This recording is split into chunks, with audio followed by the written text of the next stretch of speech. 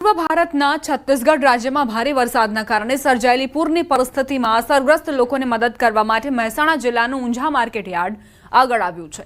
સરકારના સૂચન મુજબ બજાર સમિતિએ તાત્કાલિક ધોરણે 21 લાખ રૂપિયાથી વધુની કિંમતની 1030 રાહત કીટ તૈયાર કરી।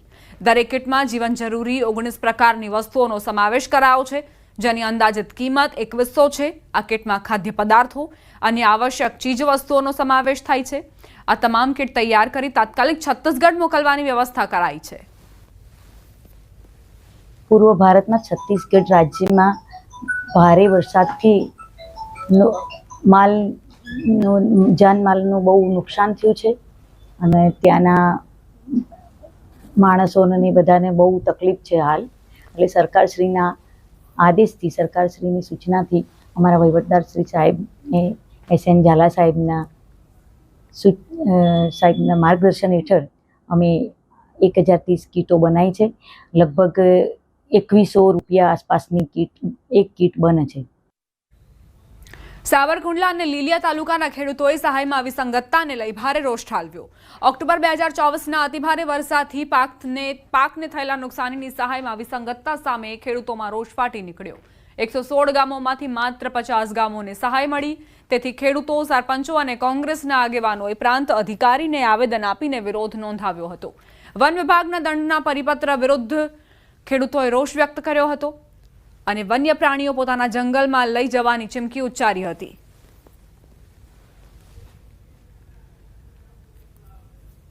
કે જે સાવરકુંડલા લીલિયા તાલુકાના જે ગામોનો સમાવેશ કરવામાં આવ્યો છે 30 ગામનો, એમાં પણ જે ખેડૂતોને આ લાભાર્થી તરીકે સિલેક્ટ કરવામાં આવ્યા છે એમની વાત કરીએ તો ઘણા વાસ્તવિક ખેડૂતો છે જેમણે કપાસ વાવેતર કરેલો હતો, એનો જે ડિજિટલ ક્રોપ સર્વે કરવામાં આવ્યું છે એમનું નામ જ નથી આવ્યું અને આવી ઘણી વિસંગતતાઓ છે। 40 થી 45 ગામોનું આમાં આવરણ કરવામાં આવ્યું છે અને 50 થી 55 ગામોને આમાં લેવામાં આવ્યા નથી। જ્યાં કપાસનું ખારાપટમાં અમારા વાવેતર થાય છે ત્યાં કપાસના 12 થી 15 ગામ એવા છે જેમાં કપાસ સિવાય કાંઈ વવાતું નથી। એ ગામોનું આમાં કંઈ ઉલ્લેખ જ નથી, એના કોઈ સર્વે નંબર નથી, એના કોઈ ફોર્મ સહાય ભરવાના નથી।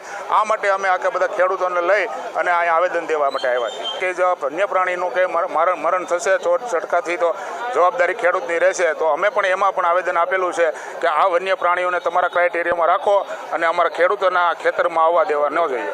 આવતા સમયની અંદર મારા સાવરકુંડલા અને લીલિયા વિધાનસભાના જે 70 ગામ બાકી રહી ગયેલા છે એનો ટૂંક સમયમાં ફરીથી રીસર્વે કરી અને તપાસ કરી અને એમનો સમાવેશ કરે। તો વન વિભાગને પણ અહીંયાથી જાહેર કરું છું કે ભાઈ તમે તમારા જનાવર છે, રોજ હોય, ભૂંડ હોય, સિંહ હોય, દીપડા હોય, તમને પણ સરકારશ્રીએ જમીન ફાળવેલી છે તો તમે તમારા રાજના રમકડા તમારા રાજમાં રાખો। નેપાળની પરિસ્થિતિ અંગે ભારત સરકારની સલાહ। નેપાળની વર્તમાન પરિસ્થિતિને ધ્યાનમાં રાખીને ભારતીય નાગરિકોને હાલ પૂરતું મુસાફરી મુલતવી રાખવા માટે સલાહ અપાઈ છે। નેપાળમાં પહેલાથી જ રહેલા ભારતીય નાગરિકોને તેમના રહેઠાણના સ્થળોએ ત્યાં જ રહેવાની સલાહ આપવામાં આવી છે જ્યાં તેમનું રહેઠાણ છે। રસ્તાઓ પર બહાર જવાનું ટાળો અને અત્યંત સાવધાની રાખો ગાઈડલાઇન્સમાં તેવું કહેવાયું છે। નેપાળ સરકાર અને કાઠમંડુ સ્થિત ભારતીય દૂતાવાસ દ્વારા જારી કરાયેલ સલામતી સલાહનું પાલન કરો। કોઈપણ કટોકટી સહાય માટે કાઠમંડુ સ્થિત ભારતીય દૂતાવાસ હેલ્પલાઇન નંબરોનો સંપર્ક કરો।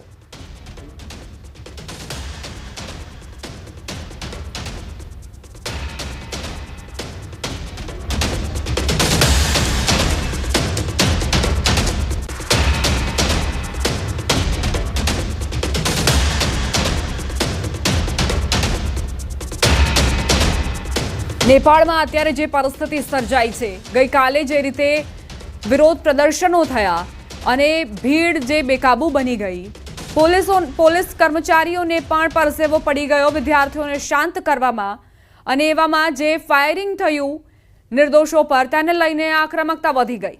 નેપાળમાં હિંસક વિરોધ પ્રદર્શનો વચ્ચે વડાપ્રધાન KP શર્મા ઓલીએ રાજીનામું આપી દીધું છે। મંગળવારે રાજધાની કાઠમંડુ સહિત નેપાળના મુખ્ય શહેરોમાં તેમના રાજીનામાની માંગણી સાથે વિરોધ પ્રદર્શનો થયા હતા। વિરોધીઓ સંસદ ભવનમાં ઘૂસી ગયા હતા અને આગ લગાવી હતી।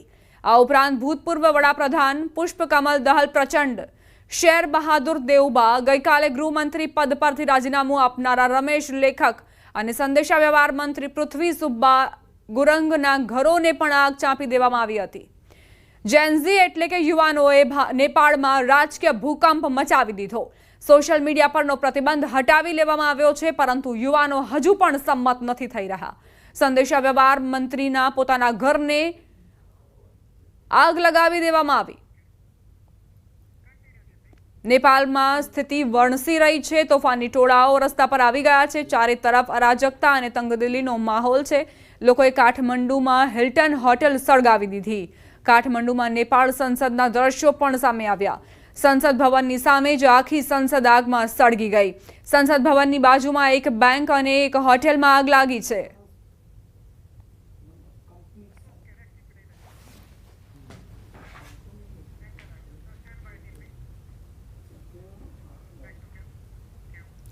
સાબરકાંઠાના હિંમતનગર શહેરના મોતીપુરા ખાતે થયેલ આર્મી જવાન અને પોલીસ કર્મીઓ વચ્ચેના ઘર્ષણના મામલે પૂર્વ સૈનિક સંગઠન અને સ્થાનિકો દ્વારા ઉગ્ર વિરોધ પ્રદર્શન કરાયું. પોલીસ કર્મચારીઓ સામે પોલીસ ફરિયાદ દાખલ કરી કાર્યવાહી કરવા માટેની માંગ છે. માજી સૈનિક સંગઠન દ્વારા હિંમતનગર શહેરમાં રેલીનું આયોજન કરાયું હતું. આ રેલી સ્વરૂપે જિલ્લા કલેક્ટર અને જિલ્લા પોલીસ વડાને આવેદનપત્ર પણ આપવામાં આવ્યું હતું. ઉલ્લેખનીય છે કે પોલીસ દ્વારા ટ્રાફિક ડ્રાઈવ ચલાવવામાં આવી રહી હતી. તે દરમિયાન આ આર્મી જવાનની કારને બ્લેક ફિલ્મ લગાવેલ હોવાના કારણે અટકાવી હતી. બ્લેક ફિલ્મને લઈ આર્મી જવાન અને પોલીસકર્મી વચ્ચે શાબ્દિક ઘર્ષણ થયું, જે બાદ મામલો ઝપાઝપી સુધી પહોંચ્યો હતો. આયોજનના ભાગરૂપે તેઓ દ્વારા જે જીન રોડ છે ત્યાંથી શરૂ કરીને કલેક્ટર ઓફિસ સુધીની એક રેલી કાઢવામાં આવેલી હતી અને તેઓ દ્વારા કલેક્ટર સાહેબને મળીને અને ત્યારબાદ અત્રેની કચેરીએ પોલીસ અધિક્ષક શ્રીને મળીને પોતાની રજૂઆત કરવામાં આવેલી હતી અને તેઓની રજૂઆત શાંતિપૂર્ણ રીતે સાંભળી તેઓની તમામ રજૂઆત જે છે એ અન્વયે ન્યાયપૂર્ણ કાર્યવાહી કરવામાં આવશે. આપ સર્વે જાણો છો કે ઝાલા યશપાલસિંહ જે ઓન સર્વિસ જવાન છે એમને પોલીસ દ્વારા જે થોડી હવે નજીવી બ્લેક ફ્લેમને લઈ અને બોલાચાલી થઈ અને એમાં પોલીસ દ્વારા 5 થી 7 પોલીસ દ્વારા એમને મારવામાં આવ્યો. એ ઘટનાને લઈ સમગ્ર ગુજરાતમાં માજી સૈનિક પરિવારમાં ખૂબ રોષ છે. સાથે સાથે જનતામાં પણ ખૂબ રોષ છે. આપ જોઈ રહ્યા છો કે બહાર કેટલી જનતા છે. અમારો એક જવાન રજા પર આવ્યો હતો, 10 દિવસની રજા પર આવ્યો અને એના પરિવાર સાથે અહીંયા ફરવા આવ્યો હતો. એક ગાડી લઈને નીકળ્યો હતો 4 રસ્તા પર. ત્યારે પોલીસના ટીઆરબી જવાન અને બીજા 7 પોલીસના જવાનોએ એને ઢોર માર્યો. પકડીને ઢોર માર્યો. ફક્ત કારણ હતું કે કાળા કાચ કેવી રીતે કરી લીધા પોલીસ વાળાની જે જબાન હતી, જે તું તા કરીને અમારા જવાનને એને ઉકસાવવામાં આવ્યો. સમાચાર અમદાવાદથી 7th ડે સ્કૂલની બંને અરજી હાઈકોર્ટે ફગાવી છે. ડીઈઓ અને સરકારે કરેલી કાર્યવાહી હાઈકોર્ટે માન્ય રાખી. સ્કૂલને તપાસમાં સંપૂર્ણ સહકાર આપવાનો હાઈકોર્ટનો નિર્દેશ. તપાસ પૂર્ણ થયા બાદ સૂચનો અનુસરવા પણ નિર્દેશ. શાળા દ્વારા ડીઈઓ સરકારને કોઈ જ માહિતી પૂરી ન પડાય. શાળા તમામ કાર્યવાહીમાં તંત્રને સહકાર આપે. ડીઈઓએ બનાવેલ કમિટીને તપાસની સંપૂર્ણ સત્તા આપવામાં આવી છે. સંવાદદાતા મૌલિક જોડાઈ ગયા છે વધુ જાણકારી સાથે. મૌલિક, 7th ડે સ્કૂલની બંને અરજી હાઈકોર્ટે ફગાવી છે, શું વિગતો? બિલકુલ દીપા, જે રીતે પ્રાથમિક વિગતો મળી છે કે ગત 4 સપ્ટેમ્બરના રોજ 7th ડેના સ્કૂલ તરફથી જે એક્ટિંગ પ્રિન્સિપલ છે તેના તરફથી એક હાઈકોર્ટમાં અરજી કરવામાં આવી હતી. આ અરજીની અંદર તમામ જે સમિતિની રચના કરવામાં આવી છે તેની કાયદેસરતા અને તેના દસ્તાવેજો જે છે તે માંગવામાં આવ્યા હતા અને તેને પડકારતી અરજી જે છે તે કરવામાં આવી હતી. પરંતુ આ તમામ અરજીના સંદર્ભે અત્યારે હાલ હાઈકોર્ટે એક જે તેમની બંને અરજીઓ હતી તે બંને અરજીઓનો નિકાલ કર્યો છે અને સાથે સાથે તમામ તપાસ છે તેમાં સંપૂર્ણ સહકાર આપવાનો પણ નિર્દેશ કર્યો છે અને તપાસ પૂર્ણ થયા બાદ જે સૂચનો ડીઈઓ તરફથી કરવામાં આવે અથવા તો જે સરકાર તરફથી જે પણ નિર્દેશ કરવામાં આવે તેને અનુસરવાના રહેશે તેવા પ્રકારનો આદેશ કર્યો છે. એટલે મહત્વનું કહી શકાય કે ક્યાંક ને ક્યાંક 7th ડે સ્કૂલ દ્વારા જે ડીઈઓ અને એની કાર્યવાહી જે ઉપર રોક લગાવવાની વાત કરવામાં આવી હતી તેને હવે સીધો પડકાર જે છે તે મળી ચૂક્યો છે અને હાઈકોર્ટે તેને હવે ફટકાર લગાવી છે. આભાર મૌલિક, જાણકારી આપવા માટે. રાજ્યમાં નલ સે જલ યોજનામાં થયેલી ગેરરીતિનો મુદ્દો ગૃહમાં ગુંજ્યો છે. કોંગ્રેસના ધારાસભ્ય શૈલેષ પરમારે પ્રશ્ન પૂછતા કહ્યું કે નલ સે જલ યોજનામાં છેલ્લા 6 મહિનામાં ગેરરીતિ અંગે કેન્દ્ર સરકારને અરજી બાદ કેટલી ગ્રાન્ટ અટકાવવામાં આવી. કોંગ્રેસના ડોક્ટર તુષાર ચૌધરીએ જણાવ્યું કે મહીસાગર જિલ્લામાં નલ સે જલ યોજનામાં વ્યાપક ગેરરીતિ થઈ રહી છે. રાજ્યમાં આજે પણ 80% ગામડાઓમાં પાણી પહોંચ્યું નથી. પાણી પુરવઠા મંત્રી કુંવરજી બાવળિયાએ તેના જવાબમાં જણાવ્યું કે રાજ્યમાં આ યોજના અંતર્ગત 65 લાખથી વધુ ઘરમાં જોડાણ પહોંચ્યું છે. મહીસાગર જિલ્લામાં 112 એજન્સીઓ સામે કાર્યવાહી કરી છે. સરકારે 2 કરોડથી વધુની રિકવરી પણ કરી છે. મહીસાગર જિલ્લાના 630 ગામડાઓમાં ભ્રષ્ટાચાર થયો હોવાનું તપાસમાં બહાર આવ્યું છે.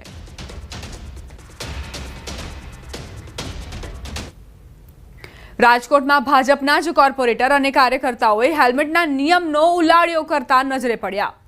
મીડિયાને જોઈને મોટાભાગના કાર્યકર્તાઓ પોતાના બાઇક મૂકી કારમાં ભાગ્યા. પોલીસની પણ બેવડી નીતિ જોવા મળી.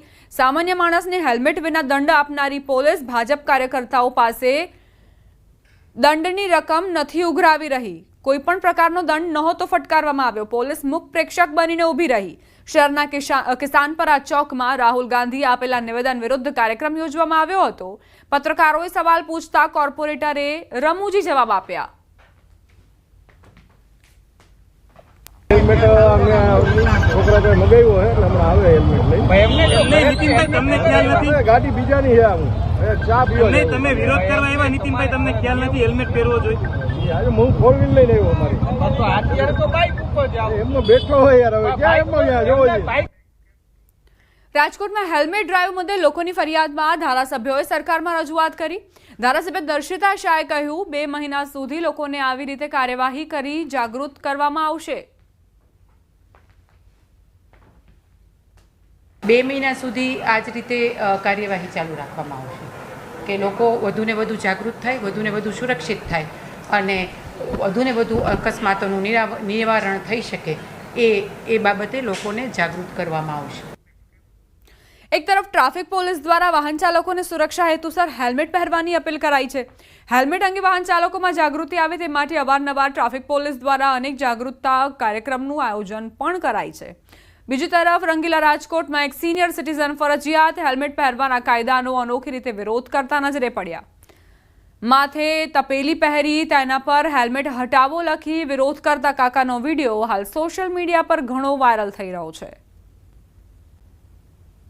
હેલ્મેટ મેં બનાવી છે સ્પેશિયલ. નહીં, આપણે સવાલ તો માથું ઢાંકવાનું છે ને. સવાલ માથું ઢાંકવાનું છે.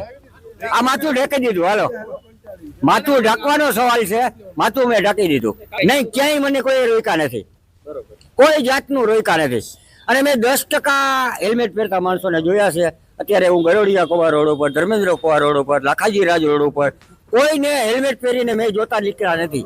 આજે બીએસ છે, પોલીસ વાળાઓથી બીએસ છે, એ બીકના લીધે હેલ્મેટ પહેરીને નીકળે છે. શોખથી હેલ્મેટ પહેરીને કોઈ નથી નીકળતું. સુરતના અમરોલી વિસ્તારમાં દારૂબંધીના ધજાગરા ઉડાડતા દારૂડિયાઓ. અમરોલી બીઆરટીએસ રૂટમાં દારૂડિયાઓ બેફામ બન્યા છે. દારૂ પી જોખમી રીતે બીઆરટીએસ રૂટમાં સૂઈ ગયા. અમરોલી વિસ્તારનો વિડીયો વાયરલ થયો. વિડીયો અમરોલી આવાસ બીઆરટીએસ રૂટનો હોવાની પ્રાથમિક જાણકારી છે. અકસ્માત થાય ત્યારે બીઆરટીએસ ચાલકનો વાંક નીકળે છે. આવા તત્વો પર કાર્યવાહી કરે તેવી બીઆરટીએસ ચાલકોની માંગ કરાઈ છે. અમદાવાદના નારોલમાં વીજ કરંટથી દંપતીના મોત મામલે એએમસીના વિપક્ષ નેતા શહેજાદ ખાન પઠાણે અધિકારીઓ પર ગંભીર આરોપ લગાવ્યા. અધિકારીઓની બેદરકારીના કારણે ઘટના બની હોવાનો શહેજાદ પઠાણે આક્ષેપ કર્યો. પોલીસને રજૂઆત કરી જવાબદાર અધિકારીઓ સામે ગુનો નોંધવા માંગ કરી છે.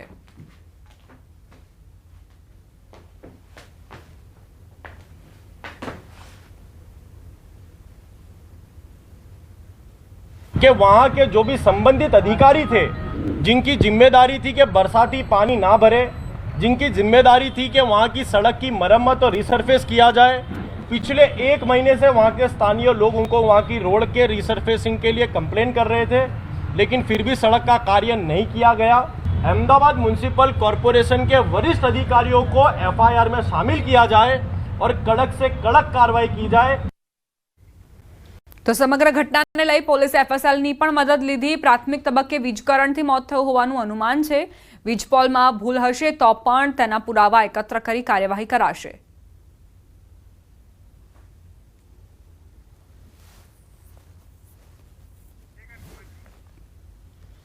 અમદાવાદના નારોલમાં વીજ કરંટના કારણે દંપતીનું મોત નીપજ્યું હતું. અત્યારે એવી પ્રાથમિક જાણકારી છે કે વીજ થાંભલામાં જે કરંટ ઉદ્ભવ્યો તેના કારણે દંપતી મોતને ભેટ્યું.